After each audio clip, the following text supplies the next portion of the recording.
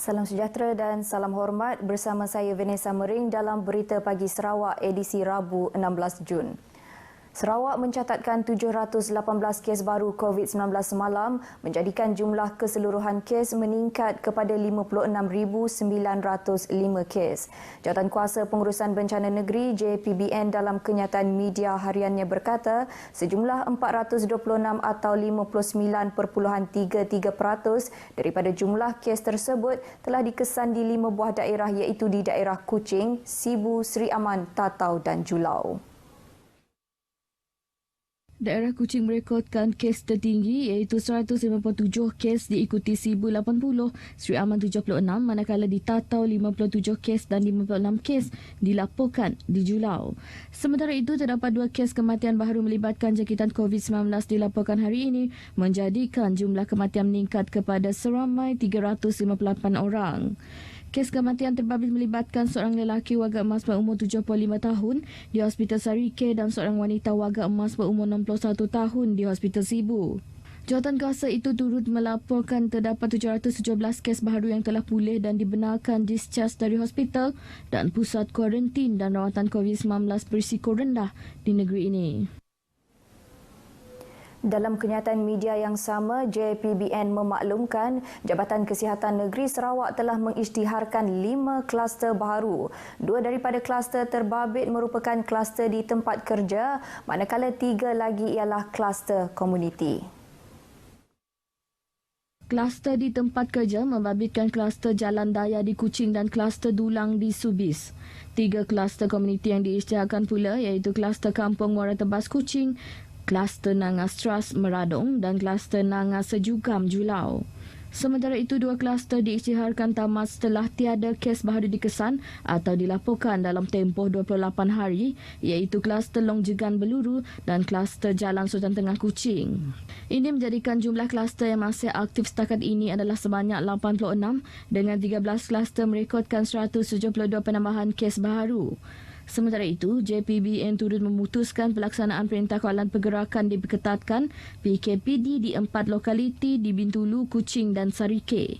Pelanjutan PKPD turut dikuatkuasakan di 2 lokaliti di Tatau dan Sebau dalam bahagian Bintulu bermula hari ini sehingga 22 hari bulan ini, manakala pelaksanaan PKPD di 9 lokaliti pula ditamatkan. Kerajaan negeri menyambut baik pengumuman Kementerian Kesihatan Malaysia KKM berkaitan kelulusan vaksin jenis CanSino semalam. Timbalan Ketua Menteri Dato' Ahmad Douglas Ugah Embas dalam satu kenyataan memaklumkan vaksin CanSino yang dihasilkan oleh CanSino Biologics Incorporated China yang memerlukan 1 dos pelalian bersesuaian dengan senario di pedalaman Sarawak. Dato' Ahmad Douglas yang juga pengurusi Jawatankuasa Pengurusan Bencana Negeri JPBN menambah, ini kerana terdapat penduduk di pedalaman negeri ini yang tinggal bertaburan sekaligus memerlukan kos pengangkutan yang sangat tinggi. Pasukan perubatan hanya perlu mengunjungi lokasi terlibat sekali sahaja sekaligus mengurangkan perbelanjaan masa perjalanan dan juga risiko lain. Oleh sebab itu, pemilihan vaksin CanSino adalah sangat sesuai dengan program vaksinasi untuk kumpulan tersebut bagi mempercepatkan sasaran Sarawak memastikan semua penduduk menerima vaksin COVID-19 menjelang Ogos ini. Ketua Pengarah Kesihatan Tan Sri Datuk Sri Dr. Nur Hisham Abdullah memaklumkan mesyuarat pihak berkuasa kawalan dadah PBKD semalam memberi kelulusan pendaftaran bersyarat untuk kegunaan semasa bencana bagi 2 produk vaksin yang memerlukan hanya 1 dos pelalian iaitu vaksin keluaran CanSino Biologics Incorporated China dan Johnson & Johnson. Formula vaksin COVID-19 hanya boleh diakses dalam tempoh 20 tahun akan datang. Pengarah Unit Perancang Ekonomi Jabatan Ketua Menteri, Profesor Madya Muhammad Abdullah Zaidil berkata, ia merupakan salah satu komponen undang-undang yang termaktub di bawah Pertubuhan Kesihatan Dunia, sedunia WHO bagi melindungi hak cipta pengeluar vaksin dan ubat-ubatan. Justru, tidak hairanlah tiada syarikat atau negara pengeluar vaksin COVID-19 yang mahu berkongsi formula vaksin yang dihasilkan oleh mereka. Banyak Panadol yang tu, original Panadol pun formula dah boleh dikontrol oleh penciptaan dulu. Lepas 20 tahun, ia akan jadi available to the public. Profesor Mahdi Muhammad Abdullah berkongsi maklumat itu dengan pemberita RTM Kuching. Setakat hari ini, 7 buah negara sedang berlumba-lumba menghasilkan vaksin COVID-19, antaranya Amerika Syarikat, China, United Kingdom, Rusia dan India. Di daerah Matu, seramai 1,240 individu hadir menerima suntikan vaksin di 2 pusat pemberian vaksin PPV, iaitu di PPV Dewan Suarah Matu dan PPV Klinik Kesihatan Daerah Kecil Igan yang berlangsung selama 2 hari. Daripada jumlah itu, 600 individu menerima vaksin pada Sabtu, manakala 640 orang lagi menerima suntikan pada Ahad. Ahli Dewan Undangan Negeri Adun Jemoreng, Datuk Mursyid Diraja Dr. Joan Dajaya berkata, mereka yang hadir telah bersedia sepenuhnya untuk menerima vaksin dan ia merupakan langkah tepat bagi menjaga kesejahteraan dan kesihatan ahli keluarga. Beliau ditemui media selepas tinjauan dan menyaksikan proses suntikan kepada penerima-penerima vaksin di PPV Matu.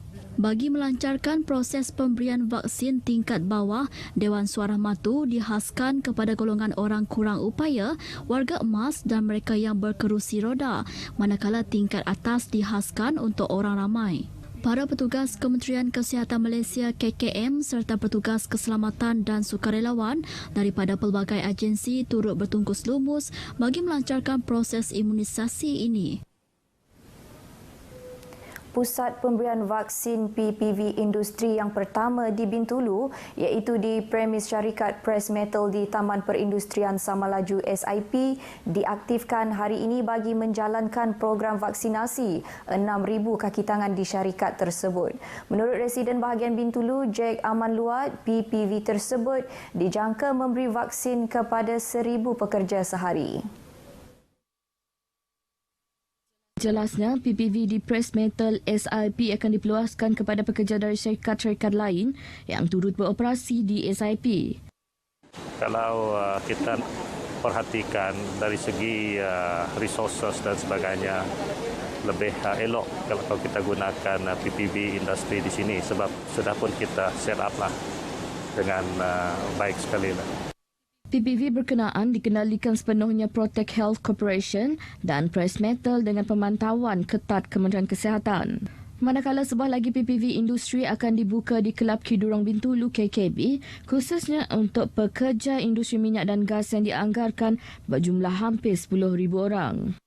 Dalam proses perbincangan, sebab apa yang kita lihat juga mereka telah pun menghantar plan dan juga kita telah pun membuat lawatan ke tempat berkenaan dan kita nampak juga bahawa tempat itu adalah sesuai. Setakat ini, Bintulu telah mempunyai 4 buah PPV awam dan sebuah PPV industri. Sementara itu, Jack yang juga merupakan pengurusi jawatan kuasa pengurusan bencana bahagian Bintulu berkata, PPV bergerak juga telah diaktifkan khususnya di kawasan pedalaman seperti di daerah Tatau. Klinik-klinik kesihatan milik Kementerian Kesihatan seperti Klinik Kesihatan Jepak dan Kuala Tatau akan diaktifkan sebagai PPV community. Lebih 10,000 ketua isi rumah KIR di kawasan Dewan Undangan Negeri Dun Repok telah menerima bantuan bakul makanan di bawah pakej bantuan khas Sarawak Ku Sayang. Ahli Dewan Undangan Negerinya, Datuk Seri Huang Tiong Si berkata, proses penghantaran bakul makanan bantuan Sarawak Ku Sayang BKSS 6.0 itu berjalan lancar seperti yang dijadualkan. Jelasnya, bantuan bakul makanan tersebut merupakan usaha berterusan Kerajaan Gabungan Parti Sarawak GPS membantu rakyat terkesan akibat pelaksanaan Perintah Kawalan Pergerakan PKP. Datuk Seri Huang Tiong berkata, sumbangan telah diagihkan kepada kawasan di bawah Dun Repok termasuk di kawasan perumahan di Sarike, Repok, Jaka, Ulu Minus, Kimsan dan Ulu Sarike. Beliau ditemui pemberita selepas meninjau proses agihan di Pusat Khidmat Dun Repok. Tambahnya, kerajaan GPS tetap komited bagi memastikan objektif agihan bantuan berkenaan mencapai matlamatnya. Beliau yakin kerjasama padu dari pelbagai pihak termasuk agensi kerajaan dan pemimpin masyarakat membolehkan proses agihan berjalan lancar seperti yang dirancang. Sarawak bakal menjadi tuan rumah bagi sambutan peringkat kebangsaan Hari Penderma Darah Sedunia. Menurut Ketua Perkhidmatan Transfusi dan Tabung Darah Hospital Umum Sarawak, HUS, Dr. Muhammad Masrin Mat Zahrin, program tersebut julung kalinya akan diadakan secara maya pada Sabtu ini. Sambutan pada tahun ini agak unik sedikit kerana tahun-tahun sebelum pandemik kita bersama anda di dalam komuniti. Kita buat ceramah kesihatan, kita ada melakukan fun run, mini carnival, saringan kesihatan, kita buat kempen Derma Darah Mega dan juga majlis anugerah. Malangnya pada tahun ini disebabkan pandemik COVID-19, kes baru yang meningkat, kita terpaksa melakukan secara online atau secara maya. Ini adalah kali pertama kita mengadakan sambutan Hari Penderma Darah Sedunia secara online sepenuhnya. Beliau berkata demikian ketika dihubungi pemberita RTM bersempena sambutan Hari Penderma Darah Sedunia yang disambut pada setiap 14 Jun. Tambahnya, tarikh 14 Jun telah diisytiharkan oleh Pertubuhan Kesihatan Sedunia dan tema tahun ini adalah Derma Darah Teruskan Nadi Kehidupan. Ujar Dr. Masrin lagi, tahun ini Pusat Darah Negara dan Perkhidmatan Perubatan Transfusi Kementerian Kesihatan Malaysia telah memilih 19 Jun sebagai simbolik sambutan peringkat kebangsaan yang akan diadakan di Sarawak. Jelasnya tujuan utama adalah bagi meningkatkan kesedaran kepada masyarakat tentang kepentingan pendermaan darah selain menghargai penderma darah dan penganjur kempen derma darah yang membantu dalam kutipan darah di seluruh negara sepanjang pandemik ini. Program tersebut akan bermula pukul 9.30 pagi di laman Facebook Jabatan Kesihatan Negeri Sarawak dengan pengisian pelbagai program dan ceramah khas. Sekian berita pagi Sarawak. Sentiasa semak notifikasi di MySejahtera untuk janji temu vaksinasi. Saya Vanessa Mering, sehingga berjumpa lagi. Salam hormat.